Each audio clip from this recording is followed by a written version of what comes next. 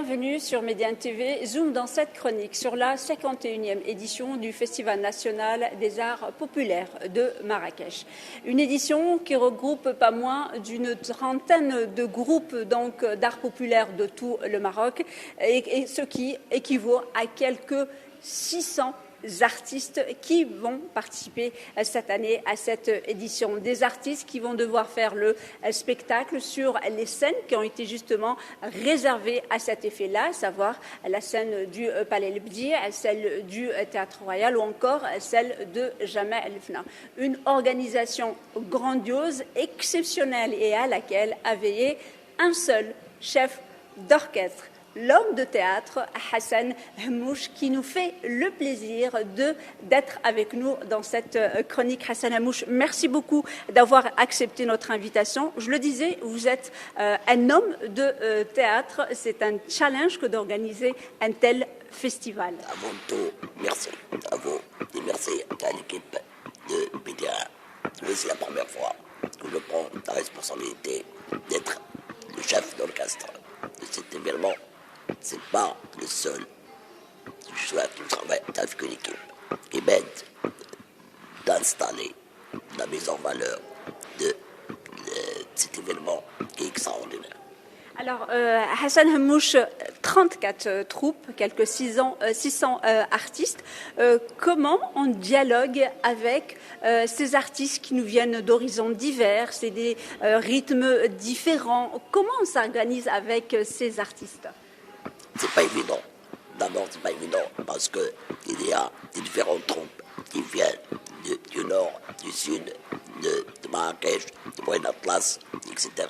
Donc, c'est pas évident de communiquer avec un seul langage.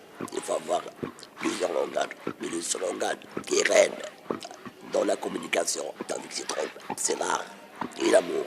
Donc, on travaille avec cœur ouvert, on travaille avec l'écoute aussi, on travaille avec une communication, on a moins avec des troupes, et donc ça nous donne la possibilité d'installer une confiance, une sûreté avec tous les membres qui participent.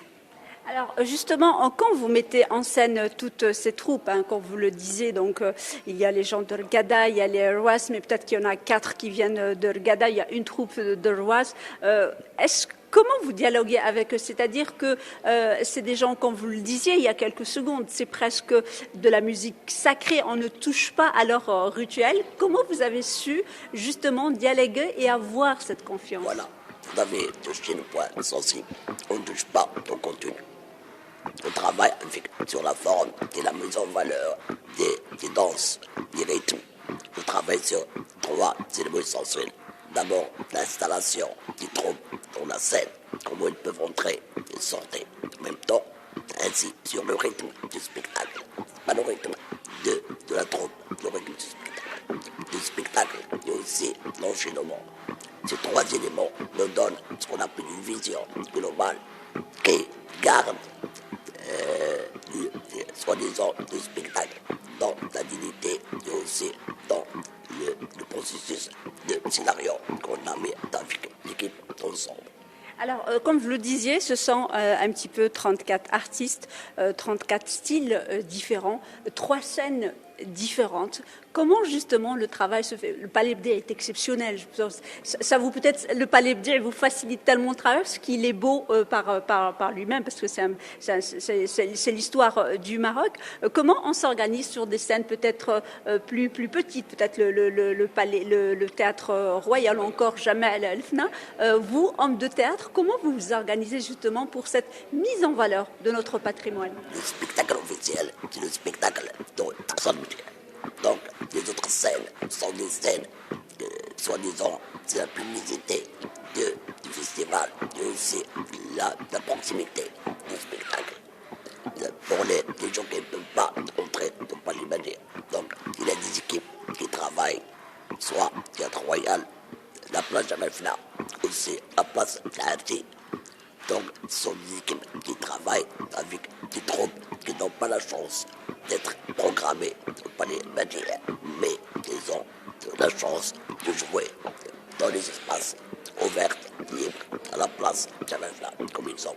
Alors, comme vous le disiez, donc tout le monde n'a pas la chance d'être sur le Palais Bdia. Qu'est-ce qui fait qu'une troupe de théâtre a plus de chances qu'une autre d'être sur le Palais Bdia? Parce qu'il faut raconter quand même, c'est un espace exceptionnel. Donc, la beauté de lieu et vous facilite aussi le travail et facilite aussi une mise en valeur des artistes.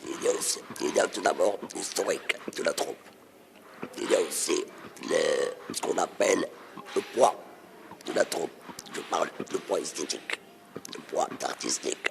Donc, ce n'est pas une diminution de valorisation des autres, mais c'est comme ça. Il y a des troupes qui ont joué des années et des années dans le festival, ils ont l'habitude, ils connaissent un petit peu les enjeux. Donc, on travaille avec ça. On essaye d'équilibrer le jeu avec ça pour réussir le spectacle. Mais pour les autres spectacles, je ne dis pas qu'ils ne sont pas importants, ils sont très importants. Parce que c'est eux qui donnent la connexion au festival et que c'est eux qui donnent la connexion aux autres prochaines éditions. Inch'Allah, que nous souhaitons qu'ils seront mieux que cette édition. Alors, une toute dernière question. Vous avez vécu cette première expérience d'organiser quand même, de travailler avec autant de troupes, autant d'artistes, autant de visions, autant d'exigences de chaque troupe. Vous qui êtes un homme de théâtre, qu'est-ce qui est le plus facile, monter une pièce de théâtre ou organiser un festival de cette ampleur? Comme je dis tout à l'heure, c'est pas évident de travailler avec des gens qui sont naïfs, je dirais naïfs dans le sens propre du terme, la naïveté dans sa noblesse. Donc, ils sont des gens qui sont extraordinaires, qui n'ont pas vraiment une connaissance de la scène, mais ils ont une grande connaissance de ce qu'ils font. Donc, c'est pas évident de travailler avec des gens comme ça, mais ils ont une qualité d'écoute extraordinaire. Ils ont une qualité d'écoute extraordinaire et l'amour aussi. Ils sont là, ils sont présents, ils sont disponibles. Et ça me donne aussi d'envie cette expérience. Merci beaucoup Hassan Hamouche d'avoir accepté notre invitation. Je rappelle que vous êtes le directeur artistique du Festival national des arts populaires de Marrakech dans sa 51e édition et que vous êtes également un homme de théâtre. Merci encore d'avoir accepté notre invitation et merci à vous, chers téléspectateurs, de nous rester si fidèles. Restez avec nous. L'information se poursuit sur nos différents canaux sur Médiane TV.